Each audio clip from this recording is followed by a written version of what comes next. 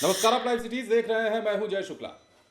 अब आप भी इस तस्वीर को देख करके ये मत समझ जाइएगा कि किसी तबेले की ये तस्वीर हम आपको दिखा रहे हैं या किसी ऐसे जगह की तस्वीर दिखा रहे हैं जहां कुत्तों का बसेरा होता है। भैया, ये बिहार का रेलवे स्टेशन है।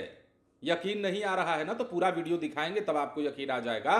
बिहार का रेलवे स्टेशन ही है। इसे कुत्तों वाला, सांड वाला, बैलों वाला रेलवे स्टेशन भी यदि कहिएगा तो आपको कोई गलत नहीं ठहरा सकता है, और जो गलत ठहराएगा उसको आप हमारा ये वीडियो दिखा दीजिएगा, इन तस्वीरों को दिखा दीजिएगा। अब देखिए ना, जिस रेलवे स्टेशन पर लोगों की आवाजाही होती है, जिस रेलवे स्टेशन से लोग ट्रेनों को पकड़ते हैं या उसके स्टेशन पर ट्रेनों से उतर करके अपने गंतव्य तक जाते हैं, इस बीच में उन्हें डर बना रहता है, खतरा बना रहता है कि कब कोई सांड पीछे से आकर उन्हें मार दे, कब कोई बैल उन्हें अपना निशाना बना ले, और कब कोई आवारा कुत्ता उनके पीछे से उनकी धोती खींच दे या पजामा खींच दे, उन्हें घायल कर दे। ये तमाम डर बना रहता है। और ये डर कहां बना रहता है?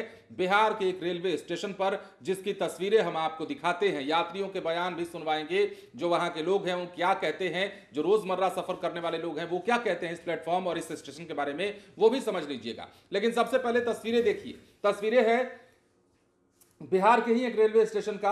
अब रक्सौल जंक्शन की यह तस्वीर है। अब एक तरफ भारतीय रेलवे यात्रियों को सुगम और सुरक्षित यात्रा का दावा प्रदान करने का दावा करती है, वहीं रक्सौल जंक्शन से ये जो तस्वीर सामने आई है दावों की पोल खोल रही है। अब भारत नेपाल सीमा पर स्थित ए ग्रेड रक्सौल जंक्शन की स्थिति बेहद चिंताजनक बनी हुई है। स्टेशन के प्लेटफॉर्म से लेकर वेटिंग एरिया, टिकट काउंटर और मुख्य प्रवेश द्वार तक आवारा कुत्तों और सांडों का जमावड़ा लगा रहता है। हालात ऐसे हैं कि प्लेटफॉर्म पर पशु खुलेआम घूमते दिखाई दे रहे हैं, मानो ये कोई रेलवे स्टेशन नहीं बल्कि पशुओं का ठिकाना हो। यात्री कहते हैं कि भीड़भाड़ के बीच आवारा पशु घुस जाते हैं और कई बार यात्रियों के सामान को खींचकर नुकसान पहुंचा देते हैं। ऐसे में यहां यात्रा करना जोखिम भरा साबित हो रहा है।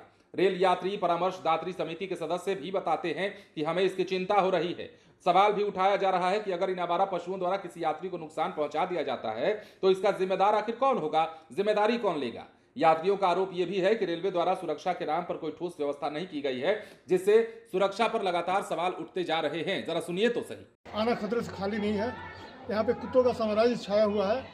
आप बुकिंग के पास जाइए, प्लेटफॉर्म नंबर 1 पे आइए, कुत्ता और सांड हमेशा मौजूद रहते हैं, जिससे आम यात्रियों को खतरा बना रहता है। ये कभी भी घायल हो सकते हैं, चोटिल हो सकते हैं, हॉस्पिटल जा सकते हैं। लेकिन रेलवे का इस पर क्या ध्यान है? रेलवे इस पर कभी कोई ध्यान नहीं दे रहा है, जबकि इनके पास पर्याप्त रूप से बल है। आरपीएफ है, जीआरपी है, ये चाहे तो हटा सकता है, लेकिन हटाते नहीं है। इसको पाल कर रखे हैं ये लोग। यह एक बहुत बड़ी दुखद घटना है। इस तरह की घटना मेरे साथ भी गुजर चुकी है। मैंने कंप्लेन किया था डीआरएम सर के पास, तो कुछ दिन तक एकदम शांति आ गई थी, शांति व्यवस्था थी, आवारा पशु वहाँ नहीं गुजरते थे। मगर आज पता चला है कि आज जब सत्याग्रह पहुंची है यहाँ पर, उस समय आवारा पशु भी थे, गाय भी थे, सांड भी थे और कुत्ते भी काफ़ी घूम रहे थे। अगर कोई कुत्ता, कोई जानवर अगर यात्री को अगर मार देता है, घायल कर देता है, तो उसकी जिम्मेदारी कौन लेगा? ये बहुत दुखद घटना है। तो आपने देखा, अब समझा। अब भारतीय रेलवे जब सदन में बातें होती है, जब संसद में पप्पू यादव जैसे सांसद मुद्दा उठाते हैं तो उन्हें चुप करा दिया जाता है, आंकड़ों का हवाला देकर कह दिया जाता है कि आपको आंकड़ा नहीं पता है। लेकिन सच्चाई जब आप जमीन पर उतरिएगा तो आपको दिख जाएगा, और आप भी कहिएगा कि पप्पू यादव जैसे जो जनप्रतिनिधि हैं वो अगर देश की संसद में या सदन में इन मुद्दों पर प्रकाश डालने की बात करते हैं तो वो कोई गलत बात नहीं करते। हालात ऐसे बन गए हैं बिहार में कि रेलवे द्वारा जितने भी काम किए जा रहे हैं उन कामों को एक तराजू पर तौलिए और बदहाली को एक तराजू पर तौल दीजिएगा, कुव्यवस्थाओं को एक तराजू पर तौल दीजिएगा तो पलड़ा कुव्यवस्थाओं का भारी होगा, ना कि उन दावों का जिन दावों में कहा जाता है कि हम बिहार समेत पूरे देश में रेलवे नेटवर्किंग को दुरुस्त कर रहे हैं और ऐसे इंफ्रास्ट्रक्चर पर काम कर रहे हैं यात्रियों को रेलवे स्टेशन एयरपोर्ट जैसा लगेगा। भैया, कैसे लगेगा एयरपोर्ट जैसे, जरा बताइएगा।